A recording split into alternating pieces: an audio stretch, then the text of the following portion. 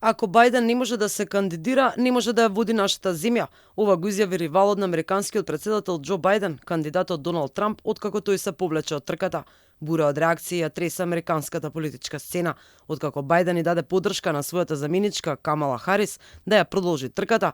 Политичките аналитичари во САД излегоа со своја прогноза. Во основа Демократската партија стои силно зад африканската заедница и жените, па така мислам дека демократите гледаат кон првата афроамериканка која ќе биде номинирана за председател.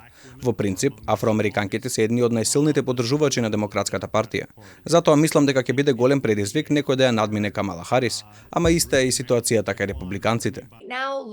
Сега се чини како Демократската партија да е во процес на распаѓање и повторно издигање како феникс.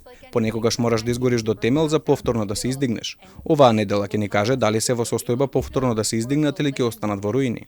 Поранешниот председател Барак Обама рече дека Бајден е еден од најзначајните американски председатели, како и драг пријател и партнер. Високиот представник на ЕУ за надворешна политика и безбедност Џозеп Борел вели дека не сака да се меша во изборот на следниот председател на САД и му посака на наследникот на Бајден се најдобро. Согласи украинскиот председател Володимир Зеленски. Тој ја почитува како што вели тешката, но силна одлука на американскиот председател да ја прекине кампањата за реизбор на председателските избори. Во меѓувреме, американските медиуми се преполни со информации за Камала Харис. Таа е ќерка на мигранти од Индија и Јамајка, а пред да влезе во политика била окружен обвинител во Сан Франциско. Таа беше избрана за американскиот сенат во 2016 и стана водечки критичар на Трамп, особено кога станува збор за неговата имиграцијска политика.